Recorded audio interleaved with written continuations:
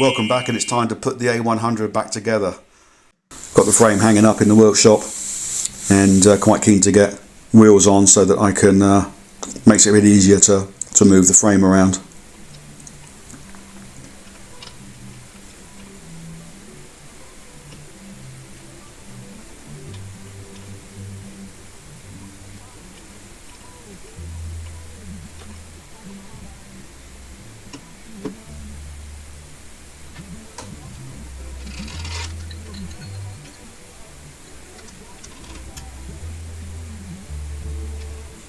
As you can see, the finish on the frame was quite nice. Just a bit fiddly on your own to hold a hanging bike with the wheel, the spacer, and then get the spindle through.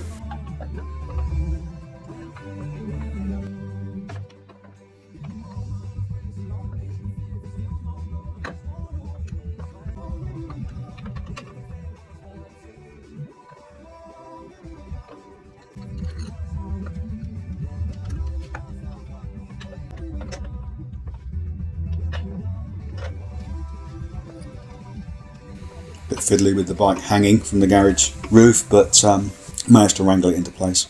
Just used the rubber mallet there just to drift the axle all the way home.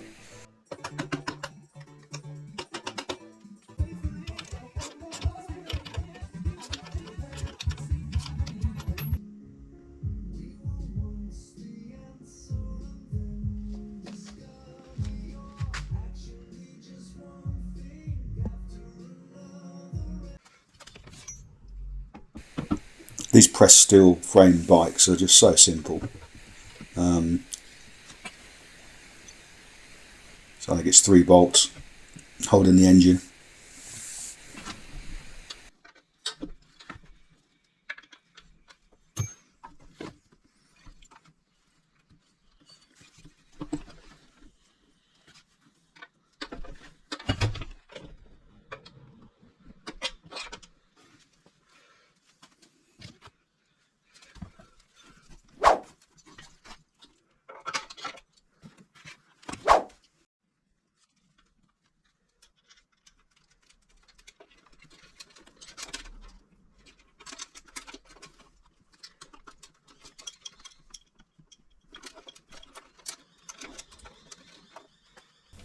Just test fitting the engine at this stage, so these aren't going to be torqued up or tightened up.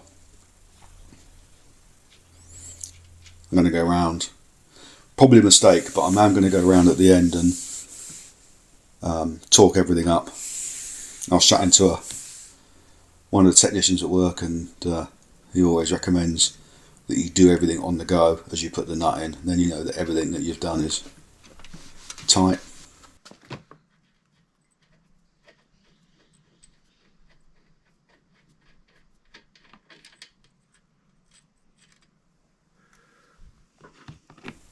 As you can see, new sprocket required on the front with the tooth missing, and here's the new one.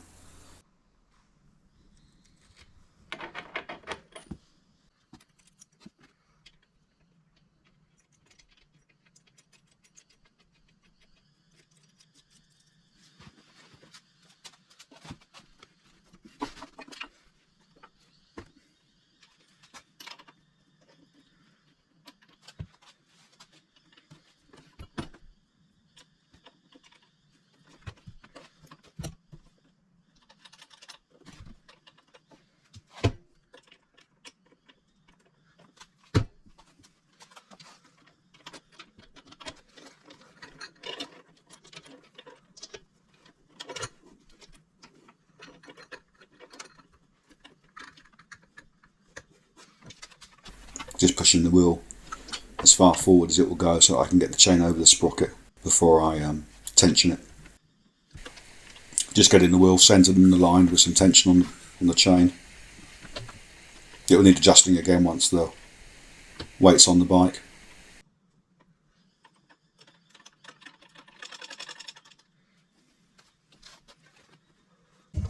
So assembling the stay that stops the brake from turning when you apply the rear brake.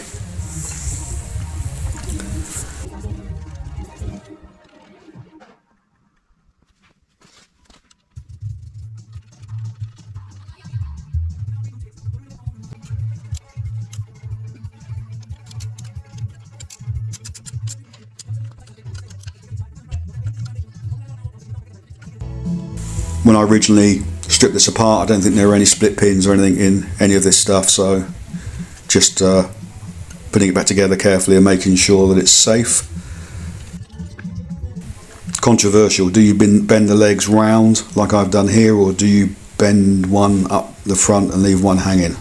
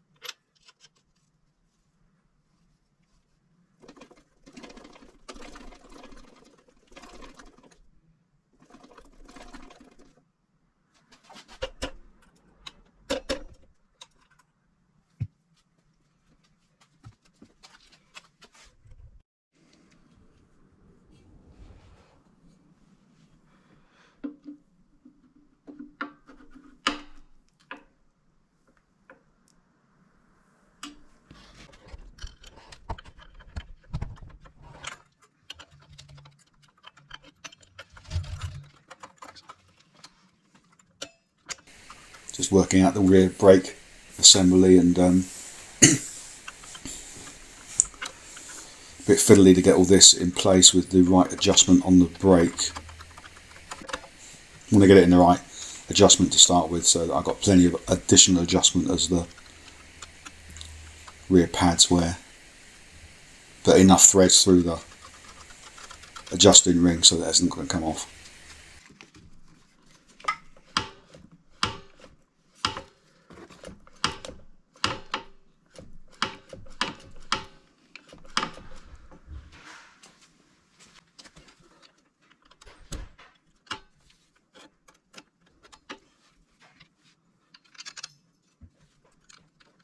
Brings that there. Remounting the air cleaner tube.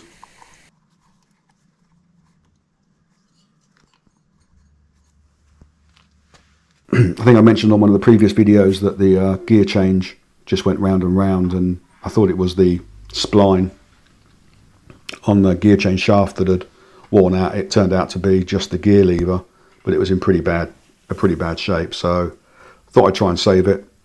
This isn't meant to be a back to showroom condition, it's meant to be back to a condition that is rideable.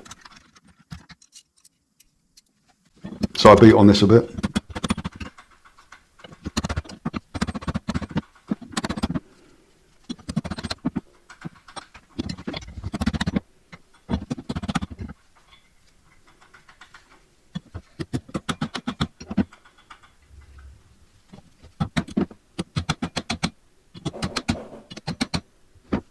So it wasn't pretty, but it was a lot better than it was before I started.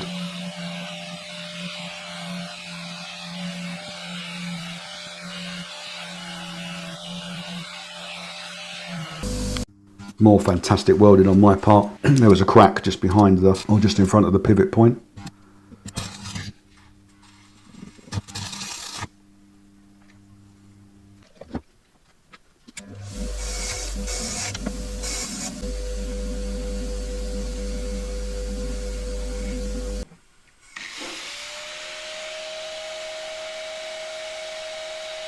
And to enable the lever to tighten on the spline, on the shaft, I used a 1mm cut off disc and just took a 1mm slither out so that when the bolt went through it was able to tighten down on the shaft. All in all, I was quite pleased with the way that the gear change lever came out compared to what it looked like before I started doing anything with it. This is the kickstart, just cleaning it up. Managed to get the assembly apart eventually with, I think there's a circlip and a spring and a ball bearing which returns the head of the kickstart, just to clean it up. And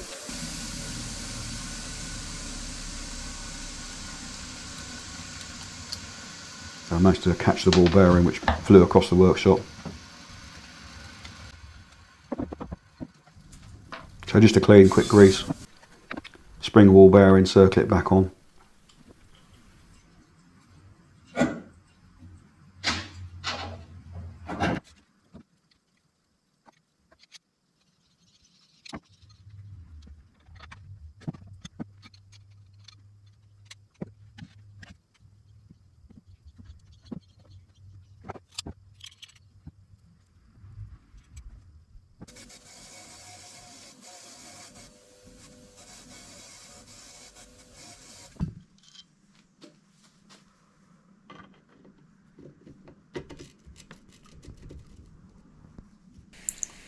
Reinstalling the kickstart, or the kickstart lever. Yeah, I know it's the wrong hammer.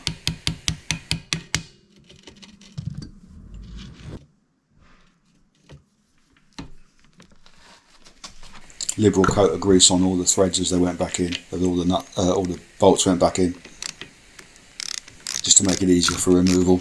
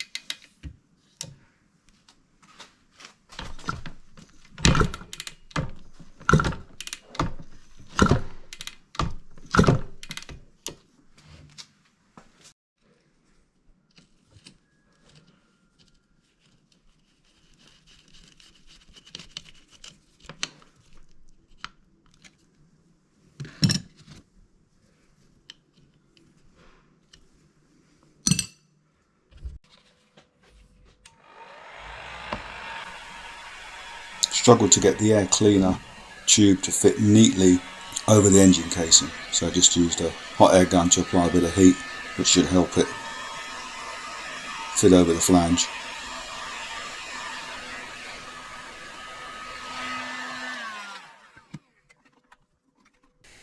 Got it on there snugly in the end. It was surprisingly difficult.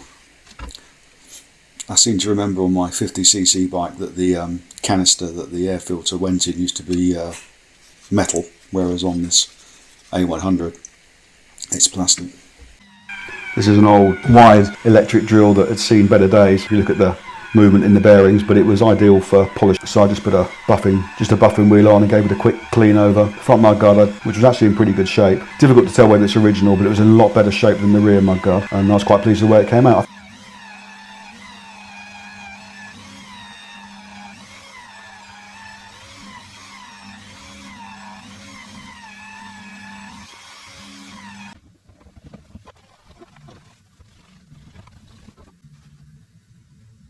Quite a lot of surface rust underneath, but the actual chrome itself was pretty good for a 40-year-old bike. So the Rust-Oleum is the same paint that I painted the frame with, really easy to use. I think this is a matte black, and because I couldn't really get in there and clean that rust off easily, I got the worst off and then just gave it a quick coat of something to keep it at bay in the future and tidy it up a little bit. You're not going to see it, but it's a lot neater than just having the rust sat in there.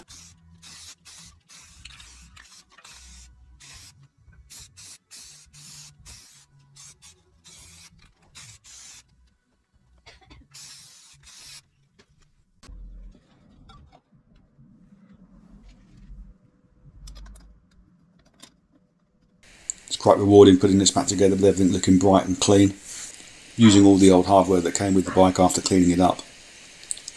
Not sure all of it is original.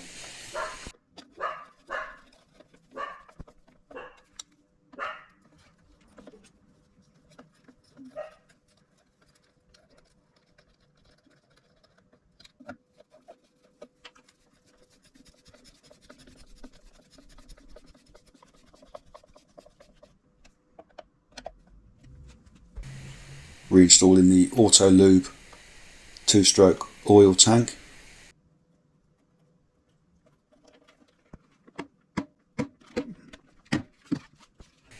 Getting a little bit of heat on the plastic hose to enable it to. It's quite a cold day or cold evening, so enabling it to for me to get it fully inserted.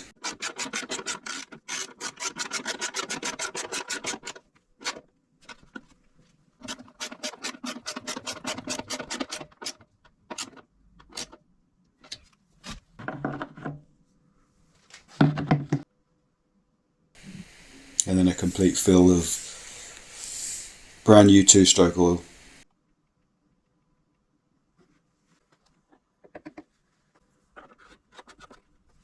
Just draining the oil pump, or priming the oil pump.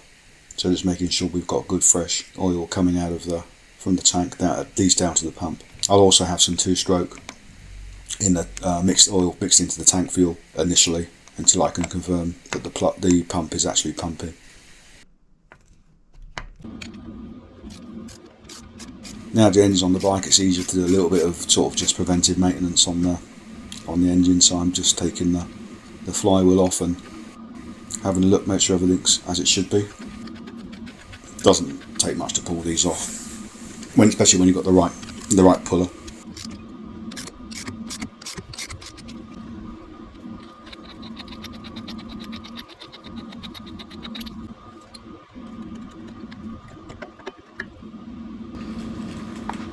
So a little points file just to clean the points up.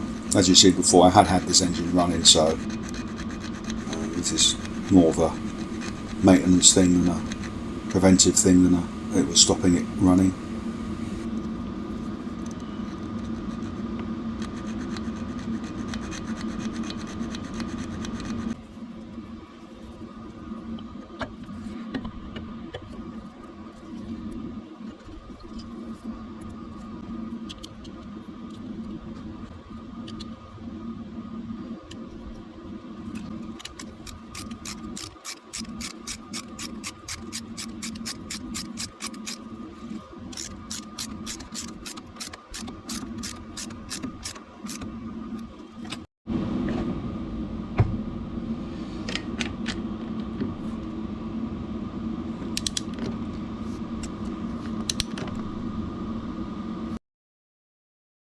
The exhaust that came with the bike's in really good condition on the outside.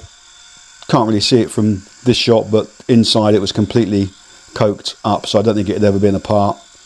I was feeding my wire brush addiction and cleaning up the baffle. The exhaust itself was quite blocked, and I ended up soaking it in degreaser for quite a long time to try and get as much of the carbon build-up out as I could. This is a bit of overkill, I guess, but it means it will slide back into the exhaust quite easily.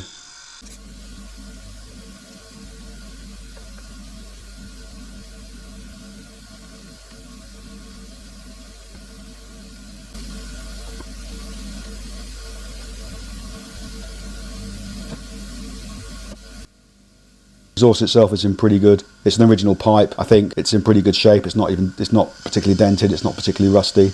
The chrome's a bit worn, I guess, and scratched off. So I'm really just trying to clean up the back of it before I polish the front of it, just to get all the rubbish off the back. Had this been really good chrome, I wouldn't have been using the wire brush, but I didn't really want to change the pipe. I say the chrome was pretty rough, but I can polish up the rest of the pipe, wire brush it first and then polish it, and probably get quite a nice finish. So I've got the worst of the rubbish off with the wire wool brush, just using a buffing wheel on a very old drill, just to see what sort of finish I can get on it.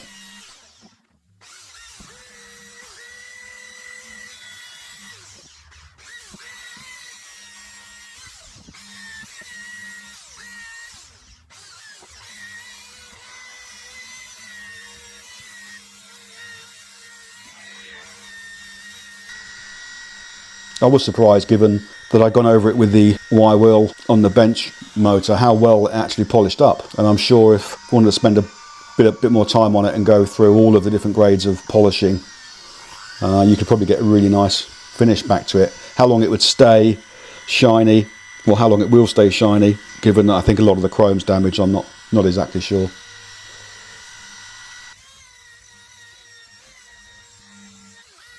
Quite pleased with the finished result, given where we started. Really not trying to restore the bike to showroom condition or as new condition, but just trying to make it original and rideable. There's Maggie. She does like a fuss.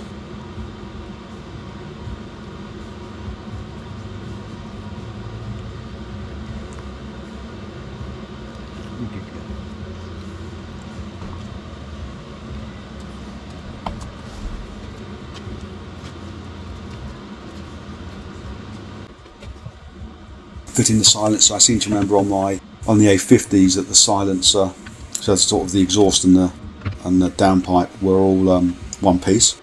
But clearly this has got a join in it, and it's quite a loose fit. So the downpipe fits inside the exhaust, and it's got like a rubber gasket. You can just see it there just on the right hand side on the bench. And I had to fiddle with it quite a lot to get it to actually seal and not to get a big leak out of that joint.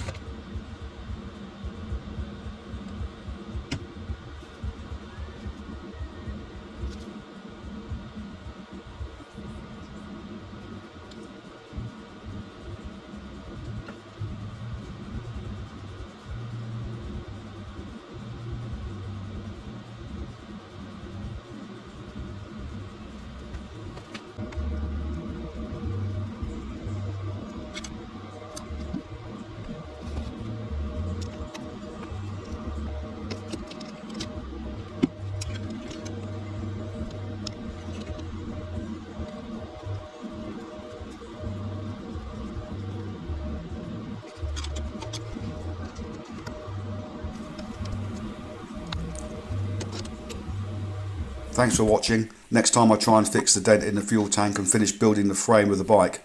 Leave a comment and thumbs up if you like what we've done.